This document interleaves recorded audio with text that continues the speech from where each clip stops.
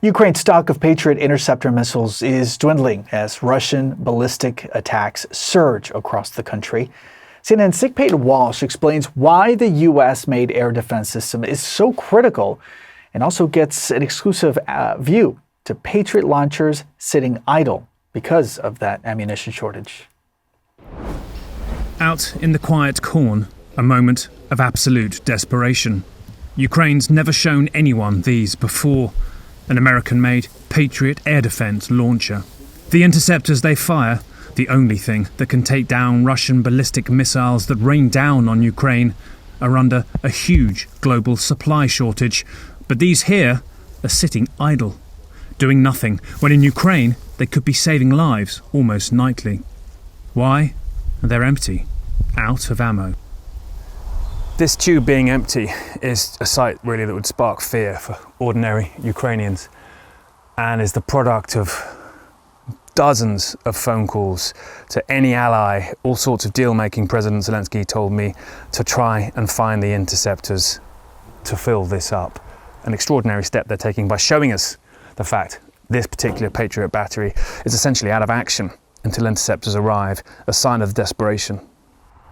Chief Engineer Dmytro says it is 2.5 months since this one fired and 6 weeks since he saw one fire at all. You know, actually, this is really heartbreaking sight when you have equipment but you're not able to intercept any missile. This is very sad. When you know that ballistic missiles are flying over your head and you are not able to do anything with it, and you know that behind you there are citizens. And how did that make you feel, knowing that you should help but can't?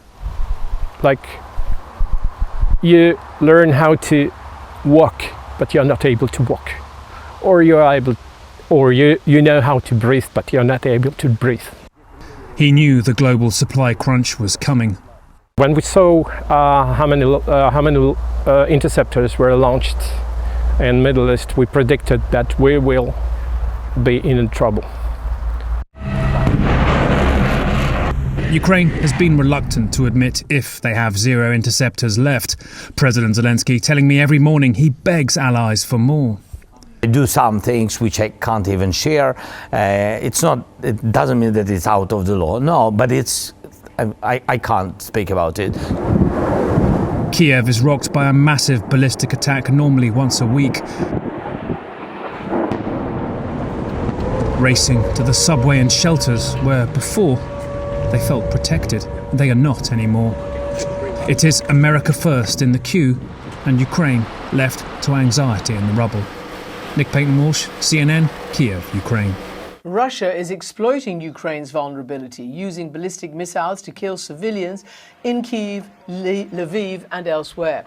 Analysts says it could take the US military years to fully replenish the stockpile of high-end weapons.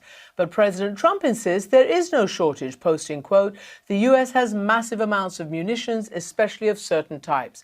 For more on what this all means, let's bring in Evelyn Farkas, former Deputy Assistant Secretary of Defense and now Executive Director of the McCain Institute.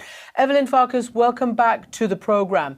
What should we believe? Are these, obviously deeply reported stats about dwindling supplies accurate, or what, the Pentagon and the President are saying, that no, there is no shortage?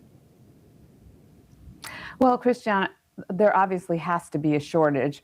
The United States has been expending an incredible amount of munitions, and that has been actually revealed to a large extent by the Pentagon. They haven't told us how many they have, but we know that they have been expending a lot.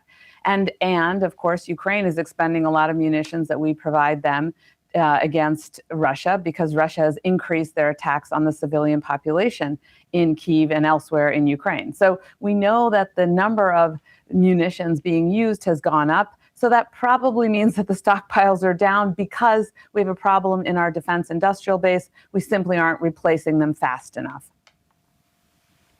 Let's just nail that down too, because I read alarmingly that even if orders are put in post-haste, they can't make these things or put them on the supply line until like 2030. Right. I mean, that has to be rectified. There are probably ways to do this, but the government has to make guarantees to our companies that they will have a steady stream of customers. I don't think we should worry about that because, I mean, I think they should do that. They shouldn't worry about doing it. And then the other thing I think, Christian, to remember is prioritization. If we can help Ukraine stop Russia, defeat Russia's aggressive foreign policy, protect civilians, then we're doing something that's in our interest, that is consistent with our values. And also, if we weaken Russia, then we will help ourselves in the Middle East and vis-a-vis China, because Russia is, of course, working with Iran and China in the Middle East and elsewhere. And so a weak Russia will also help us counter those other bad actors. So, Evelyn Farkas, let me just ask you, because you probably heard we played that soundbite, part of an interview with CNN's Nick Payton-Walsh, where President Zelensky was quite categorically laying down the percentage of US missiles that he wanted to buy. I mean, is that dream-o-vision right now? 5% is not nothing. 10% is not nothing. No, though it doesn't sound like a lot, Christian. And again, based on what I just said, prioritization, I think it's a pretty good deal because, of course, it reduces the threat posed by Russia to NATO allies and to the United States. It makes Russia a weaker actor, so they can't support Iran. And so I think prioritizing helping Ukraine defend itself against Russia is a pretty good deal if it's only 5% or 10% of our inventory. Mm-hmm. So that seems to mean that it would require the United States not to go whole hog against Iran. I mean, the New York Times is reporting that the munitions shortage is what played a role in President Trump's decision not to make another, as he would call it, massive strike on Iran. Have you, given the fact that you've been in the Pentagon, in these big positions, have you ever seen this kind of crisis before? Well, so first, I have worked on Middle East policy before, so I know, obviously, we have to make trade-offs among the various areas of operation. And just to add to what you said about the New York Times reporting, the generals reportedly, the military commanders went to President Trump and said, we're running out of munitions, but more to the point, they said, it isn't working. So even if we expended more munitions, we aren't going to force the Iranians to do what we want them to do. So it's better to wait to keep the blockade up and to work through negotiations. Now, with regard to these trade-offs, look, the U.S. government always has to make these trade-offs. We may be at a worse place than we've been in a long time in terms of the number of munitions, because it does sound like it's quite low.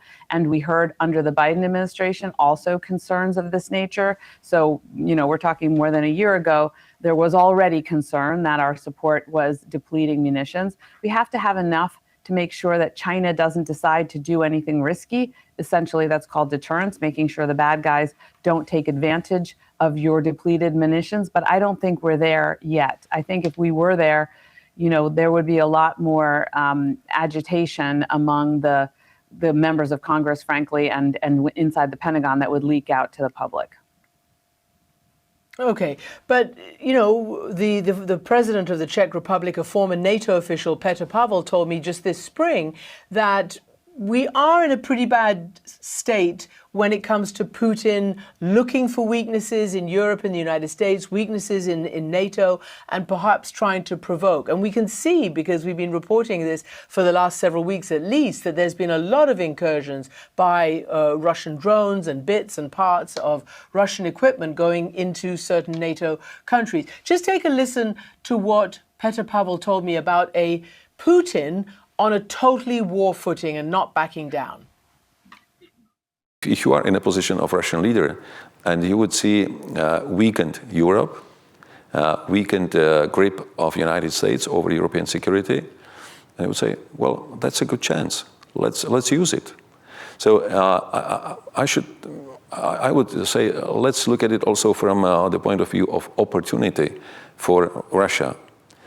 Not necessarily to launch a massive operation in Europe, but to humiliate NATO by starting, let's say, a limited military action, for example, in the Baltics. So you study obviously Russia a lot. What would you rate as the odds of Putin doing that? I think that Petr Pavel is correct that the odds are pretty high. He could try to do something like this to distract from the fact that he's losing in Ukraine, to try to create the impression among his Russian population that he's already trying to create, which is that this is a war not against Ukraine, but a war that the West started against Russia. And so therefore, some kind of provocation that results in a counter reaction from NATO might, in Putin's mind, be the right pretext to try to get his people behind the war. I frankly don't think it will work, but we know that Putin's a risk taker, so it is a danger. That doesn't mean we should change anything. If anything, we should just do more, build up the defenses in Russia, deter Putin, and help Ukraine bring this war to an end as fast as possible. Because one thing is clear, the longer the war goes on, the longer this period of risk where Putin doesn't know how to get out of a losing proposition, and that period of risk is a risk to our allies.